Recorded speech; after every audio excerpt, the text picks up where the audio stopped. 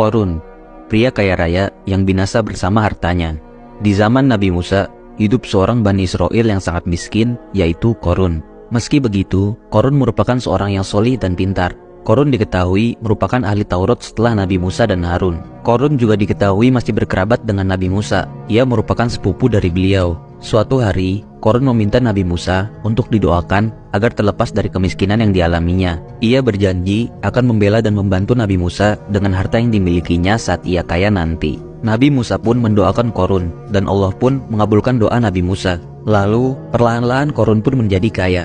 Allah menjadikan ternaknya cepat beranak pinak. Kemudian, karena kepintarannya dalam berniaga dan banyaknya keberuntungan yang Allah berikan, hartanya pun semakin menggunung. Qorun pun mulai membeli banyak emas, perak, dan perhiasan lainnya dan memperjualbelikannya juga. Awalnya, Qorun semakin taat kepada Allah ketika hartanya sudah cukup banyak. Tetapi, lama-kelamaan, ketika hartanya semakin banyak lagi, ia berubah menjadi semakin angkuh dan lupa Tuhannya. Qorun bahkan sering memamer-mamerkan hartanya di depan banyak orang. Ia kerap berjalan dengan pakaian mewahnya yang panjang hingga menyeret tanah, diiringi oleh 300 pasang pengawalnya yang juga berpakaian mewah. Ia pun dikelilingi oleh 4.000 budaknya yang membawa banyak sekali kunci-kunci gudang kekayaannya. Kemudian, bersama iring-iringan tersebut, ia juga membawa 4.000 hewan ternak dan 60 unta miliknya. Semua itu ia lakukan agar dianggap terhormat dan memiliki kuasa di hadapan orang-orang. Lebih parahnya lagi, Qorun bahkan telah membangkang terhadap Nabi Musa.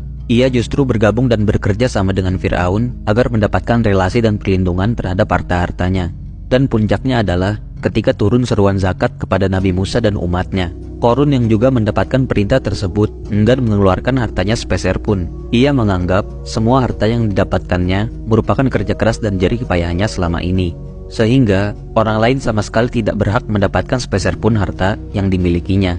Ia lupa bahwa Allah lah yang telah memberikan Qorun rezeki sehingga ia bisa menjadi seperti sekarang. Ia juga ingkar dengan janjinya dulu yang akan membantu Nabi Musa dengan harta yang dimilikinya, dan bahkan malah membangkang. Akhirnya, karena kesombongan dan kekikirannya, Allah pun menurunkan azab kepada Qorun. Allah mengirimkan gempa bumi dan tanah longsor yang dahsyat kepadanya.